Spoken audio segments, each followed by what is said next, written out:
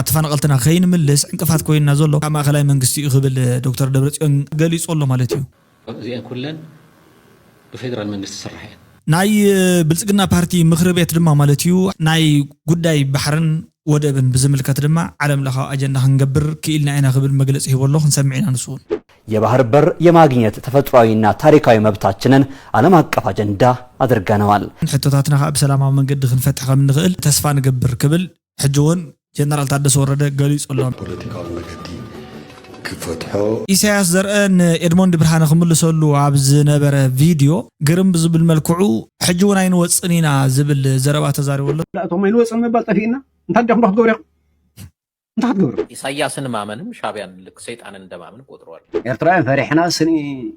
ጽምዶ ንገብር ዘማምስ ተጋሩ መስይድኩም ኤሪ 360 ንሕና ንሕድና ክንቃተል ይብልና እንተ ሓደ ክሓስበሉ ኣለዎ ኢሉ ስለዝተዛረበ ከም ነውራም ቆፂሮም እዮም ዛረብዎ ዘለዉ እስኪ ንሰምዖም ኢና ንዓይ ዝኾነ ኤርትራዊ ሞት ትግራዋይ ሞተ እዩ ክብል ኣለዉ ካብ ሕጂ ንድሓር ክነብር እንድሕር ኮይኑ ኣይትኸውን ደቂ ዓበይቲ ኣብ ጎኖም ኣለና ንሕና ክብል ውፊ ገሊፆሎም ንስምዓዮ ብዕራይ ሓሪዶም ጤል ሓሪዶም ቀሽም ጽዮም ሸኽ ኣምጽዮም ኣሕዋትና ኢሎም ታንክ ዩ ሶ ማች ገብረ ባህዱራይ ንዓና ባና ኢሎም ወሲዶም ለይ ዝብለና ዘሎ ነቲ ሎቢስ ኣብ ዓመት 60,000 ንኸፍል ነርና ኣብ ወርሒ 5,000 ማለት ድሕሪኡ ቶም ኣድግን ሓማቱ መጽዮም ነቲ ፈረንጂ $84,000 ገዚኦሞ ማለት እቲ ሶሎ ሚድያ ዝገልጾ ዘሎ ንሕርዳ ኮይኑ ኣባላት ብርጌድ ንሓመዱ ተሓይዞም ናብ ኣስመራ ተወሲዶም ከም ዘሎ 4 ኣባላት ብርጌድ ንሓመዱ ብጸጥታ ናይ ኤርትራ ሕጋዊ መስርሕ ናብ ኤርትራ ተወሲዶም ኣለዉ ሓንቲ ሓፍትና ፍሊ ብዝበለ መልክዑ ደቂ ኣንስትዮ እንድሕርዳ ዓሚፀን ማለት እውን ደቂ ተባዕትዮ እንድሕርዳ መሳኹም ኣይንድቅሲና እንተይለን ለውጢ ከምፃ ይኽእላ እየን ስለዚ ምናልባት ጽምዶ እውን ክሳብ ምስ ሰብኡትና ኣይንድቅሲና ዝበላሉ ግዜ ነይሩ ክዕልለኩም እንደ መጽእ ምክንያቱ ስለ ዝናፈቅኩም ክቡራትን ፍትዋትን ተኸታተልቲ ሽደን ሪኣክትስ ዋን ሓና ለቐኒኹም ገንዳሓኒና መቸም እስኻ ከመለኻይ እግዚአብሔር ይመስገን ሰላም ኣለኹ ኣነ نعمل لهم عن فيديو قدم محلافكم لما الشانل زي حدش تنحداكم سبسكرايب لايك كومنت شير بمقبار أبالات تكونوا بخبر نعدمكم هناس زبل رئيتوتاتكم نقرفكم لي كتكدو يلاوكم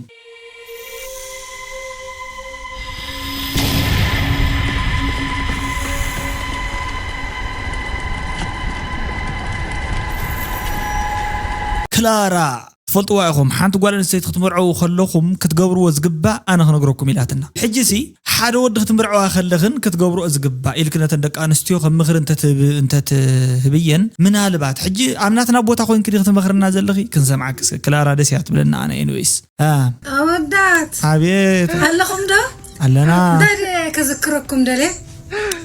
جير فريند يا ولا مساعدكم سبيتي قال تخون كتحسبوا تلخم سي ايش لوه قال مرز لوه قال حزان قال بقى طعمت قال ان شاء الله مبر اذا كان قال نا يوسانه سب قدات تفلط على ما تفلط قال قنقل افكا تدفك ስለዚህ በዛኹም አፍትና የመረጫ መርጽ ተለኹም ለዋህ ጓል ሓዛኒት በቃ በኻይት ኢንሻአላህ ድኽነት ከዘብኪያ ሲደ ተራይን እኮ ክትበክ ጓሎም ማለት ሲላ በቃ ተዘኪራት ንፊቅ ከተብልከላ ክላራ እሺ ብዙኾነ ፈሊጥና ኣለና አይና ወዳት እንዳበል ከምዚ እንዳገበርክ መርፊት ወገና ኣለኺ እስኪ ናብታ ጉዳይ እዚ አንሕለፍ ማእኸላይ መንግስቲ ሃዊኹና ትብልያ ገለ ዕጥዋት ምስቶም ሰፈርቲ قاليد ما يعطوا ناس التحيلي ثالثاي هاي ام حرم محدار كفرس زويلي نعم حرم محدار يزلو تحت فيدرال اللي قلنا تحت نعم حرم محدار يزلو مسون كفرس زين كلن بفيدرال من السرحين عطر بينا هنرين كلنا تن حسابات مالتي يقلل لبلكم كتريو نحرد عليكم كم زي عين عطوقات بزيبلو ناب عدم كملسو ابو زلو تعاطيقم زلو حدش تحيلتات كوصو انزي نخغبر كا ما خلاي منقص خسرح خم زغل كسرح خم زلون كم زغبان زنبره بفلاي كا زخون يكون تعطق حيلي ابت خبابي كنبر كم زي نبرو يم غليصو مالتي انا ون كازي تخكلنيا الى اذا من منتاي نحرد عليكم زخون يكون نيوترال زي كونه تعطق حيلي نحرد علي زخبدي حجتناتنا زلو تعطق حيلي كابت حزب سلتوطاص حبيري زاتو زبل تخوينو ناتاتهم يوصو ناتنا يتو تخوينون كالي شجر يزفتر ناتهم يتو ناتنا يوصو تخوينون كالي شجر يزفتر تعطق حيلي مس حزب تنير حزباويو بخلت يغص ስለዚህ ኣብዚ ኮይኑ ህዝባዊ ወብቲ ዘይኮነ ህዝባዊ ዘይኮለ ይኽእልን ባውሩ ግን እቲ ስራሕ እዚ ኣብኡ ዘሎ ናይ ዕጥቅን ናይ ስንቅን ገለገለ ኩሉ ዘሎ ከፍሊት ከፊሉ ነዚ ተግባር እዚ ንኸፈጽም በትውዕል መሰረት በትናይ ፕሪቶሪያ ውዕል መሰረት ማእኸላይ መንግስቲ ተግብሮ ዘለዎ የሰማምዓና እዩ እዚ ጉዳይ እዚ ናፃን ግልጽን ከም ፀሓይ ንጉሆ እዩ ማለት እዩ እዚ ይኸውን ዘሎ ፖለቲካዊ መገዲ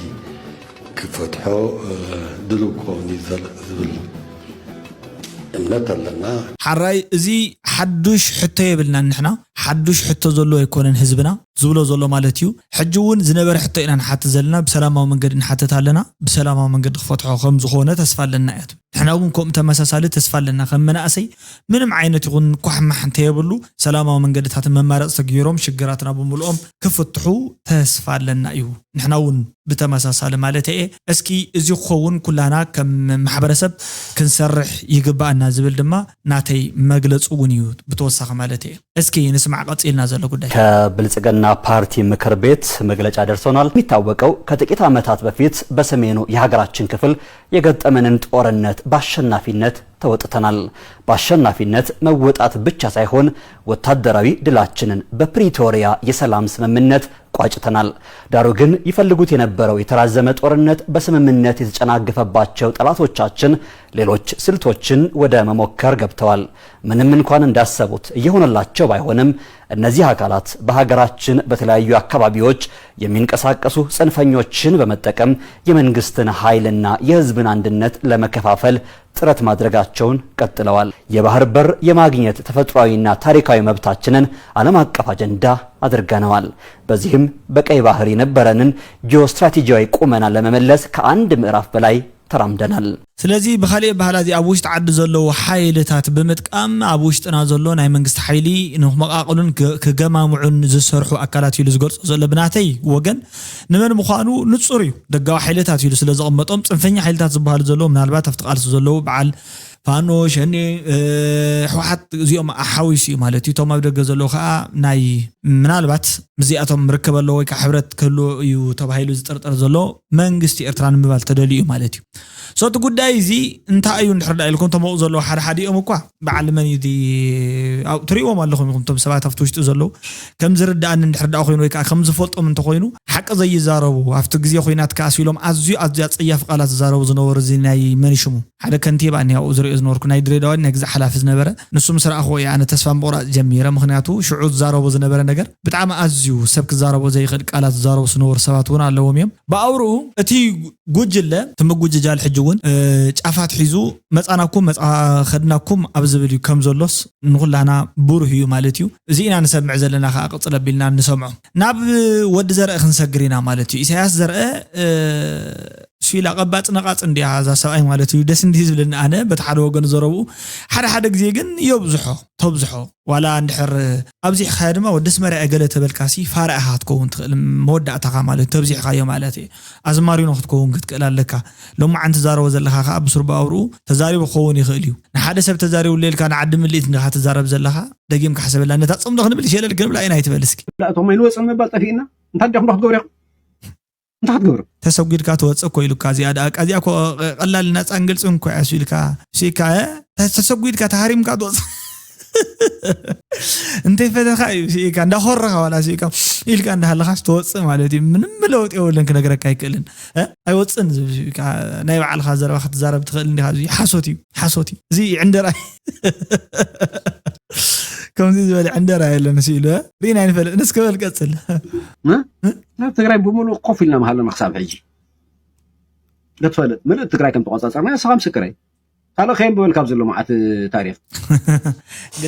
قدف نحنا مسكراتنا نصو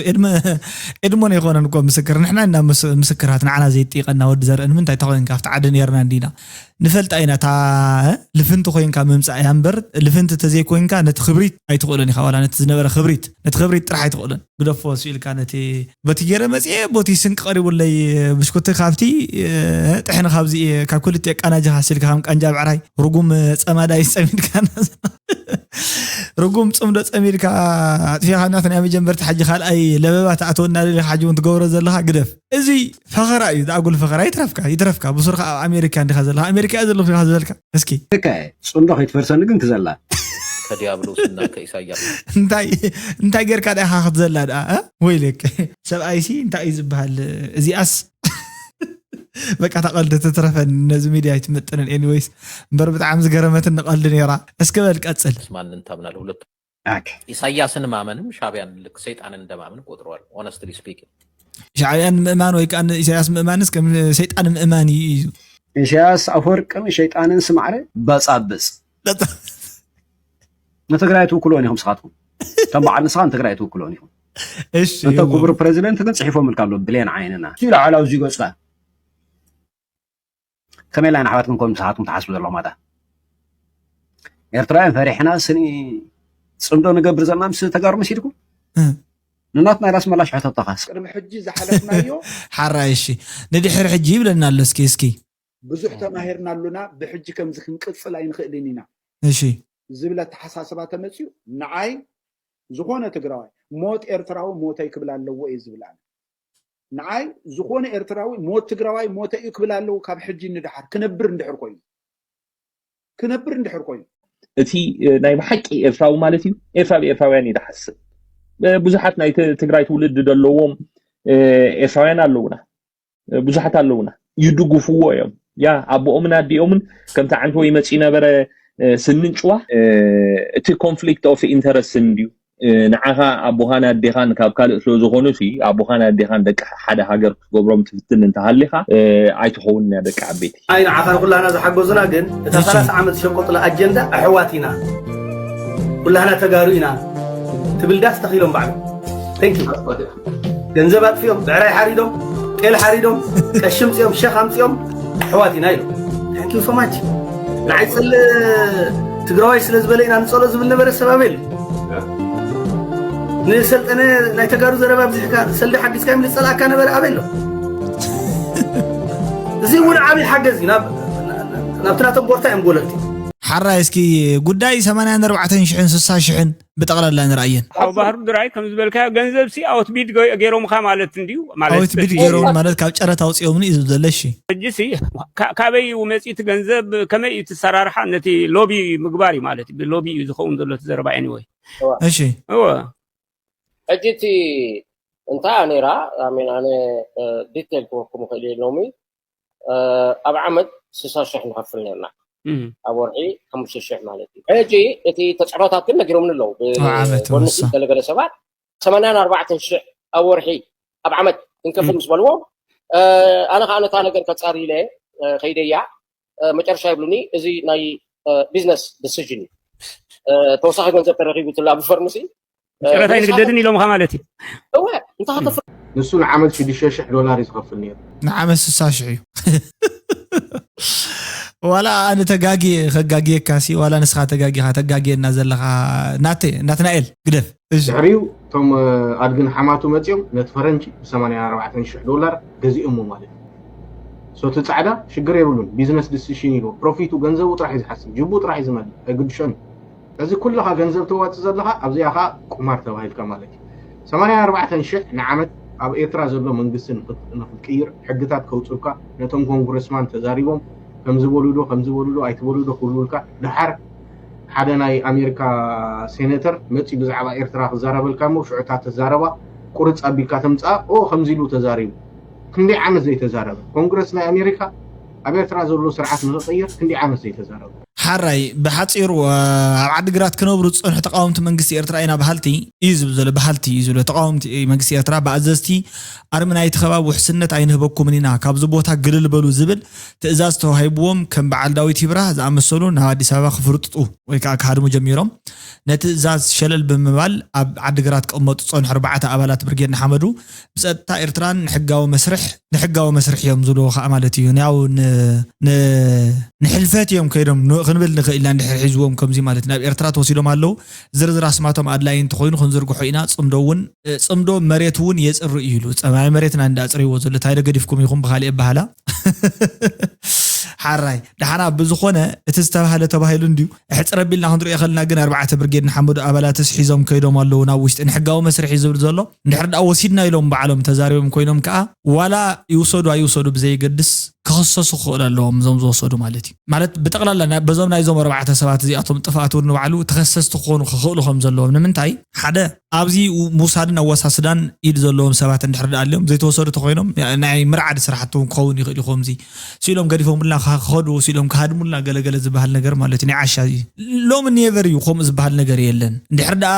ብርጌድ حمد አባል እንድሕርዳ ኮይኑ ሓደ ሰብ ምናልባት አሚኑ ካብ አውሮፓ ናው ዝወጽሑ ዘሎ ሲሉ በቀሊሉስ ክትወስደኒ زي ክትወስደኒ ለይመጽኒ ማለት እዩ ስለዚህ አውሽ ተኻውን ኩሉ ከም ዝኽእል ክትፈልጥ ይዘለካ ይኽብለካ ደል የመን ኻ ዜና ቅሪብካ ዘለኻ ሶሎ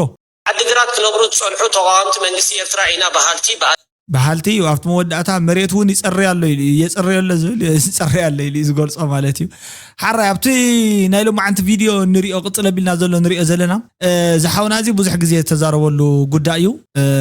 ንቐጽል እስኪ ንስማዕዮ ዓለም ኣምታይ ደረጃ ኣላ እዚ ኤርትራ ብተስተሓተ ደረጃ ውሪድኩም በቃ መስሓቆ ዓለም ጌርኩሞ ሓደ ክቡርን ወረጃን ሕፉርን ሕብረተሰብ ዝነበረ ብሰንኩኹም ንባዕልኹም ናብ ስደት ተጓሒፍኩም ዕድሜና ሙሉ ተጋዲልና ትብሉና ኣብ ስደት ተጓሒፍኩም ሰብ ትነብሩ ኣለኹም ስለዚስ ነመጻጻእኹም ጽቡቕ ጌርና ስለንፈልጦ ነቲ ክንኸዱ ዕላማ ድማ ከምዚ አይና ንክስና ንኽእል ስለዚ ንፈልጦ ኢና መጻጻእኹም ይዝብሎ ዘሎ በቃ ታ ዘረባን አይቶም መንእሰያት ክኾን ዝኽእል ማክሲማም ቱፓክ ተዛሪቦ አይለ ዝግምት ነጊረኩም ካለኹ እሺ ናብዛ ሓፍተና ንኸይድና ነቶም ኣቦታት ወፃእ ዝኽእላ ስተናዴታት እየን ኢለ ዝሓስብ በኸም I don't know ተሰሪሕሉ ኢኻ ኣብ ላይብረሪያሲ እዞም ናይ በዓል ቻርልስ ቴይለር ገለ ትዝክርዎ ተኾንኩም ብደቂ ኣንስትዮ መፂት ሰላ በቃ ኮፍ ኢለን ብዙሕ ዓይነት ፕሮቴስት ገይረን ክሳብ ምስ ሰብኡትና ዓይንዲ ቅስሚና ዝበላሉ ግዜ ነይሩ ሓደ ናብ ሰላም ከይመፁሲ ምክንያቱ ደኺመን ረብሪበን ሰብኡተን ይሞቱ ደቀን ይሞቱ ገለ እንታይ ይሙ ኣብ መወዳእታስ እንታይ በይነን ሰብኡተን ምስ ሞትወን ዘኽቲሞም ዝዓበዩ ቆልዑት ከዓ ኸይዶም ከዓ ይሞቱ ሕጂ ከምኡ እኳ ኢናትና ዘሎ لبا من كوحلل زخانة زراربان جيري أقربات زلا مالتي كبرات فتوات إنه لما عند فيديو حصري لا متني لا نزيعت مثل نيرة كسام مودات مدب كأتخاتات لكم هناس زبدر يتوصلت قرفوا بتعامل عميز مسجن لو أمكن أخونا لكم يزم من شاود حنا قنوتام Good light. نحن حضرت حوات إيمان